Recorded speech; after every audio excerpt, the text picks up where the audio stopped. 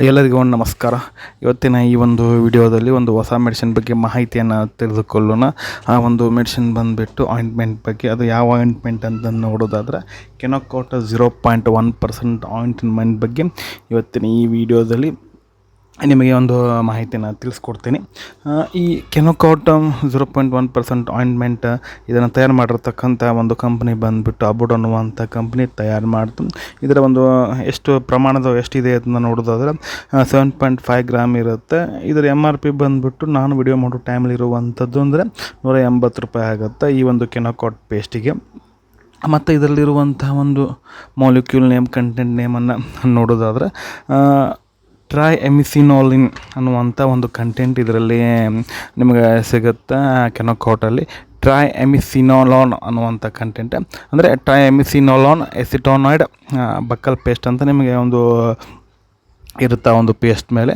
ಮತ್ತು ಇದು ಎಷ್ಟಿರುತ್ತೆ ಅಂದರೆ 0.1% ವೇಟ್ ಬೈ ವ್ಯಾಲ್ಯೂಮ್ ಇರುತ್ತೆ. ಈ ಒಂದು ಟ್ರೈಎಮಿಸಿನೋಲಾನ್ ಬಂದುಬಿಟ್ಟು ಇದೊಂದು ಸ್ಟಿರಾಯ್ಡ್ ಆಗಿ ಏನು ಮಾಡುತ್ತೆ, ಕೆಲಸವನ್ನು ಮಾಡುತ್ತೆ. ಮತ್ತು ಈ ಒಂದು ಕೆನೋಕೋಟ್ ಪೇಸ್ಟ್ ಯಾವುದಕ್ಕೆಲ್ಲ ಯೂಸ್ ಮಾಡ್ತಾರೆ ಅಂತ ನೋಡೋದಾದರೆ ಇದು ಮೇನ್ಲಿ ಬಂದುಬಿಟ್ಟು ಈ ಒಂದು ಪೇಸ್ಟ್ ಬಂದುಬಿಟ್ಟು ಅಂತಂದರೆ ಇದು ಬಕ್ಕಲ್ ಪೇಸ್ಟ್. ಅದರಲ್ಲಿ ನಾವು ಏನು ಪೇಸ್ಟಲ್ಲಿ ಒರಲಲ್ಲಿ ಏನು ಮಾಡುತ್ತೆ ಮೆನ್ಷನ್ ಮಾಡೋದ್ರಿಂದ ಏನು ಮಾಡ್ಬೇಕಂದ್ರೆ ಇದು ಒರಲಿ ಮಾತ್ರ ಹೆಲ್ಪ್ ಆಗುವಂಥ ಒಂದು ಆಯಿಂಟ್ಮೆಂಟು ಅಂತಂದರೆ ಮೇನ್ಲಿ ಮೌತ್ ಅಲ್ಸರ್ಸ್ಗೆ ಇದೊಂದು ಯೂಸ್ ಆಗುತ್ತೆ. ಅಂತಂದರೆ ಈ ಬಾಯಿ ಹುಣ್ಣಾಗಿರ್ತಾವಲ್ಲ ಒಂದು ಬಾಯಲ್ಲಿ, ಅವಾಗ ಈ ಒಂದು ಆಯಿಂಟ್ಮೆಂಟ್ನ ಅಪ್ಲೈ ಮಾಡ್ಕೋದ್ರಿಂದ ಏನಾಗುತ್ತೆ, ಆ ಒಂದು ಸ್ವೆಲ್ಲಿಂಗ್ ಇತ್ತಂತಂದ್ರೆ, ಇರಿಟೇಷನ್ ಇತ್ತಂತಂದ್ರೆ, ರೆಡ್ನೆಸ್ ಆಗ್ತಾಯಿತ್ತಂದರೆ ಇದನ್ನು ಈ ಒಂದು ಆಯಿಂಟ್ಮೆಂಟನ್ನ ಪೇಸ್ಟನ್ನ ಹಚ್ಕೋದ್ರಿಂದ ಏನಾಗುತ್ತೆ, ಕಡಿಮೆ ಆಗುತ್ತೆ.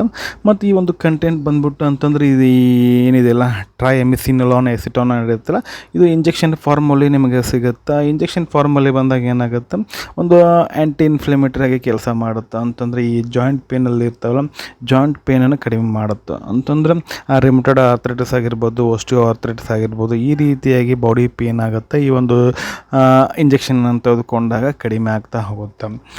ಮತ್ತು ಇದರ ಒಂದು ಸೈಡ್ ಎಫೆಕ್ಟ್ ಬಂದುಬಿಟ್ಟು ಯಾವೊಂದು ಸೈಡ್ ಎಫೆಕ್ಟ್ ಅಂದರೆ ಸಪ್ರೇಟಾಗಿ ಅಂತ ಮೆನ್ಷನ್ ಏನೂ ಮಾಡಿಲ್ಲ.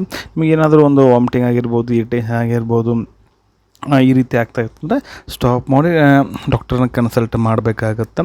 ಮತ್ತು ಡೋಸೇಜ್ ಬಂದುಬಿಟ್ಟು ಈ ಒಂದು ಮೌತ್ ಅಲ್ಸರ್ಗೆ ಏನಾಗುತ್ತೆ, ಆ ಒಂದು ಮೌತಲ್ಲಿ ಅಲ್ಸರ್ ಆಗಿರುತ್ತೆ ಆ ಒಂದು ಜಾಗದಲ್ಲಿ ನೀವು ಅಪ್ಲೈಯನ್ನು ಮಾಡ್ಕೋಬೇಕಾಗತ್ತೆ. ಒಂದು 3-4 ದಿನ ಅಪ್ಲೈ ಮಾಡ್ಕೊಂಡಾಗ ತಾನು ಆಟೋಮೆಟಿಕ್ ಏನಾಗುತ್ತೆ, ಆ ಒಂದು ಅಲ್ಸರ್ ಕಡಿಮೆ ಆಗುತ್ತಾ ಹೋಗ್ತದೆ. ಇದಾಗಿತ್ತು ಸ್ನೇಹಿತರೆ ಇವತ್ತಿನ ಈ ಒಂದು ವಿಡಿಯೋ ನಮಗೆ ಹೆಂಗೆ ಅನ್ನಿಸ್ತು ಅಂತ ಕಮೆಂಟ್ ಮಾಡಿ.